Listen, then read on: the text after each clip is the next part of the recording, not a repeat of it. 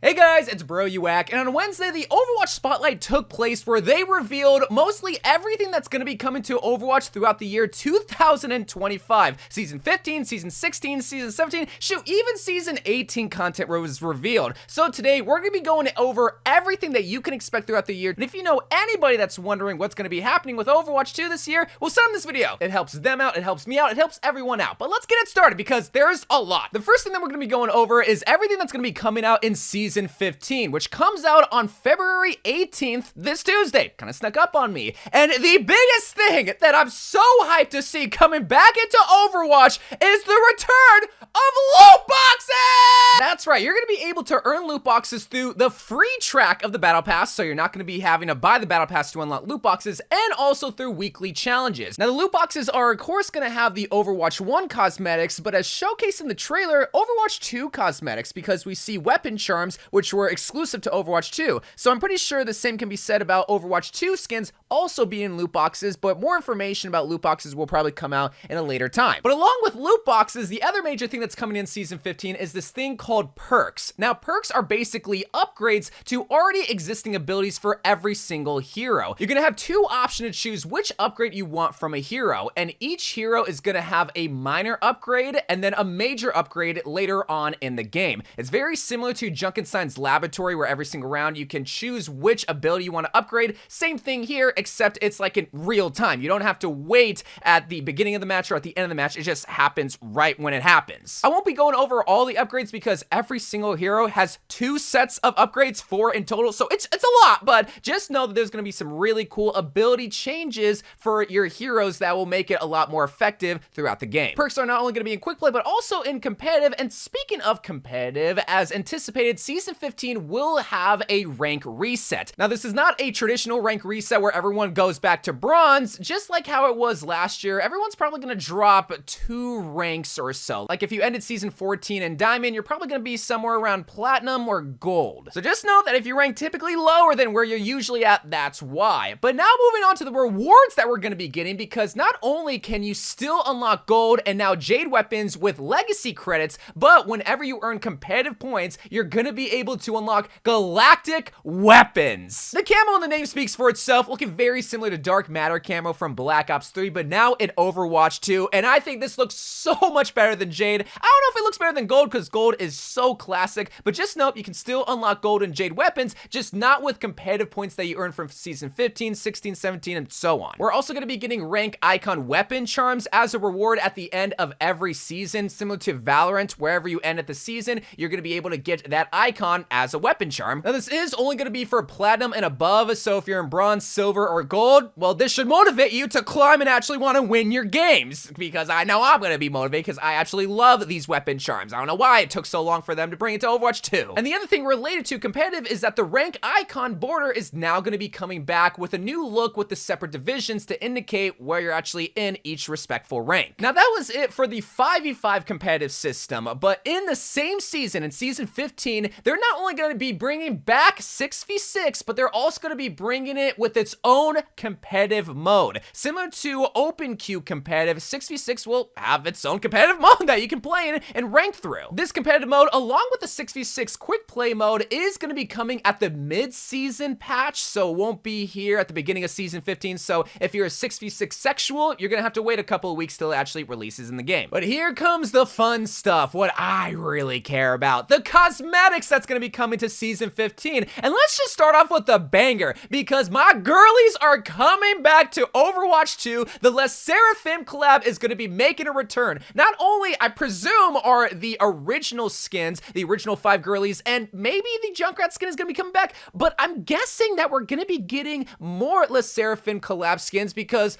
well, they probably made Blizzard a lot of money, so why wouldn't they want to sell even more skins? And for the traditional cosmetics, that being the Battle Pass skins, shop skins, and also the Mythic skin, we are going to be getting a Zenyatta Mythic skin for Season 15. The Pixiu Mythic skin, hopefully I said that right. It's not my favorite Mythic skin. I'm not really a big fan of the orbs, but other than that, it looks fine. I like the details whenever you Zenyatta ult. I love the little clouds and whatnot, and also the colors. But along with a Mythic Zenyatta skin, we're also getting a Widowmaker Mythic weapon skin at the mid-season update. Kind of reminds me of Ramatra with his head and the lights. Now, those those are the Mythic cosmetics. In terms of the traditional cosmetics for the Battle Pass, Venture is getting their very first Battle Pass skin with their Toxic set skin with Doomfist, along with Hanzo, Orisa getting Battle Pass skins, and of course, Kiriko getting a cute skin. I mean, this is a new season. Kiriko has to get a skin, but it's in a Battle Pass, which is surprising because this is the first time we saw a Kiriko skin ever since Season 1's Battle Pass. As terms of the shop skins, Kiriko is obviously going to be getting what you thought just because it's a new season, a new era, Kiriko is going to be getting an award? Absolutely not. Alongside a Reinhardt Royal skin, Moira, Sigma, and Junker Queen all getting these flamboyant, colorful type of skins, and a Toxic Winston skin is going to be sold in the shop. So a pretty good lineup of skins if I do say so myself. But they're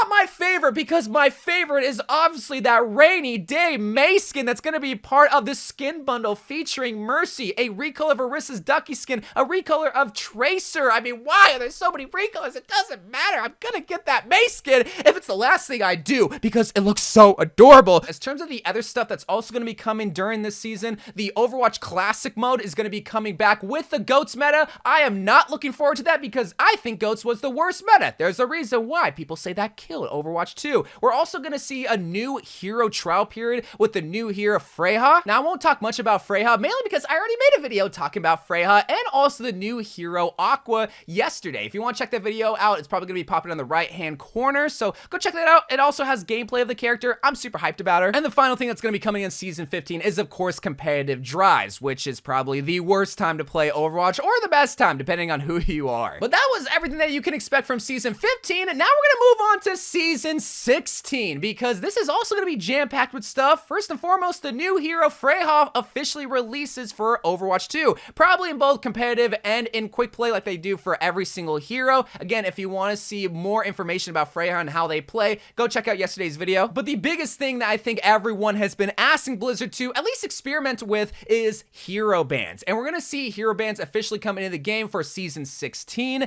Now, I don't exactly know how hero bans are going to work. Like, what? Can we ban one hero, two heroes, three heroes? Can we ban half of the heroes or all of the heroes? They haven't explained it quite yet, but I'm sure that we're going to hear more details about hero bans and how it works towards the end of Season 15. I'm guessing it's going to be similar to Marvel Rivals because it was such a huge success in that game. And well, we experimented with hero bans before in Overwatch, but that was where cats picked hero bans. Now we are going to be able to pick the heroes within our own game, which I think is a way better system. And I already know what you're going to be asking. Well, didn't they mention a map voter? Are they going to be bringing a map voter? That's going to be in Season 17. We'll get to that in a bit. First and foremost, we got to talk about this adorable Juno Mythic skin that we're going to be getting in Season 16. Oh, it's so cute! This might be the first Mythic skin that I actually try to get to level 4 because those little whales that float around her is just too precious, man. I mean, this whole season's theme is so precious because when you look at the Mercy Mythic weapon skin that we're getting at the mid-season patch, oh my god, this is also a Mythic skin that I'm gonna have to buy on day one. I mean, there's a literal mouse at the end of it. He's just a little guy. Now, I know I kind of jumped the gun with showing the Mythic cosmetics, but the theme for Season 16, if you couldn't guess, is called Dokiwatch. It's gonna be this really colorful, very kawaii type of theme, and well, we definitely see that with some of the cosmetics that we're gonna be getting in the Battle Pass and shop. I mean, of course, we see a Kiriko skin, a Cat Brigida weapon set and skin. Like, there are just so many precious skins that I'm gonna buy every single one. You know me, I love me some colors, and this is gonna be one of, if not the best season, at least in my personal opinion, when it comes to cosmetics. But if you're not into playing dress up and more into actually just playing the game, well, I saved the best thing for last. It's gonna be coming in Season 16, which is gonna be this new mode called Stadium. This is gonna be, like, wild to talk about. This is gonna be a 5v5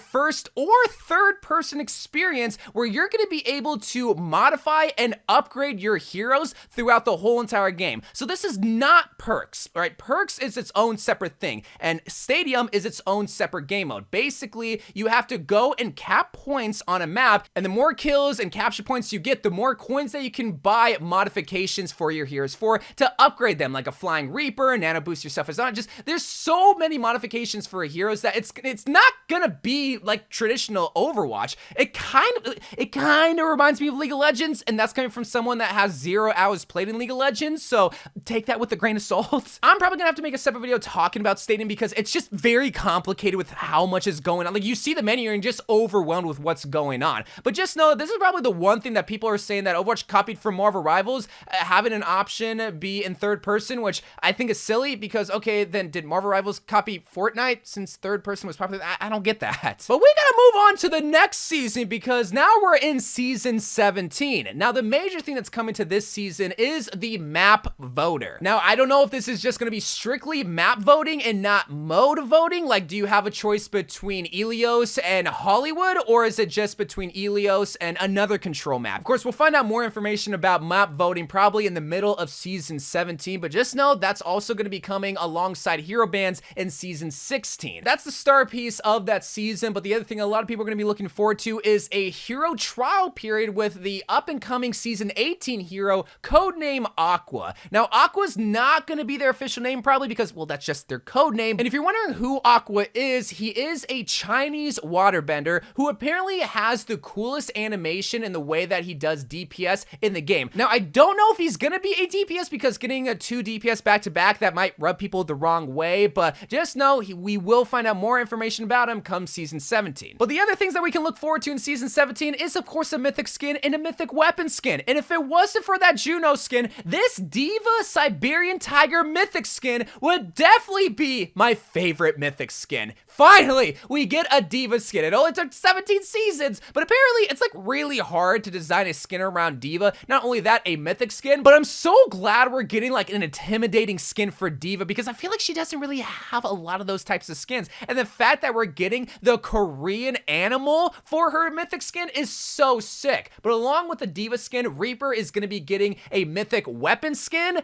I didn't care about this at all. I don't really like how it looks. I mean, yeah, I like the skulls, but I don't know, man. Like, maybe once I actually see the Mythic weapon skin, I'll like it more. And the other thing that's also going to be coming in season 17 is a new Flashpoint map, Atlas.